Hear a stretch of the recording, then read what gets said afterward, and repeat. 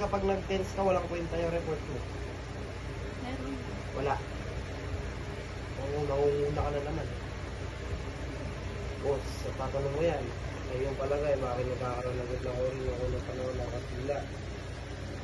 Tapos sabihin mo, meron ko gawin sumagot, yung opinion. Pag may sumagot, di very good. Sabihin, wala. Hindi, thank you po. Thank you, sumagot. Basta huwag ka na magsabi. Kailangan nga eh. Kailangan nyo para sa algorithm. Tanong ka, kasi Kuya, para marinig mo ano yung nga, opinion ano nila. nga hindi nga nila, hindi, o di, alam ba ni Sir Anyo na yung attention ko when I'm not even taking it. Bakit si Sir doon ba nagre-report? Siya yung nagbibigay ng grado sa report.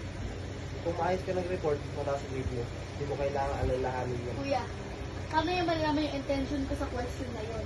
Ano yung rundown? Kasi tinanong mo, ano bang intention mo pag nagtatanong ka para makakuha ng... Oh, sumagot siya. Ano gagawin ko after the report? Mag-report ka na. Sagot lang naman yung intention mo sa question. Pag nagtanong ako, ano bang hanahanap? Well, mag-ano ko.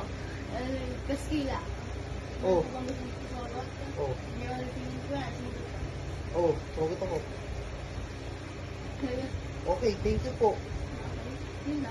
Okay. Ano bang intention nga hanap mo? Wala, malay mo, dyan Sir Dan. Pag nagtanong ka nga, Oo, nada rin. o sabihin mo yan, basahin mo lang yan, lahat. Basahin mo na.